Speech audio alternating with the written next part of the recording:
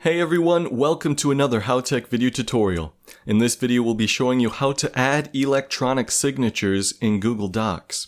A proper signature is a seal of someone's acknowledgement to the terms of a document and often includes a timestamp. Google Docs doesn't have a good built-in method, but we'll show you how to do it. Let's add signatures to this doc. Open your Google Drive. Click the plus button on the right side. Search for DocuSign. Click Install. Continue. If a bar pops up at the top of your browser instead of a new window, allow all pop-ups from this site and then try installing again. Log in with your Gmail account. Open your Google Doc. Click the New button on the right for DocuSign.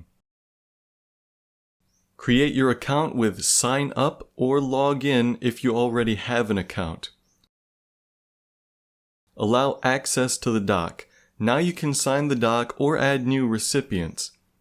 You'll be taken to DocuSign's website where you can sign the doc. When done, hit Finish.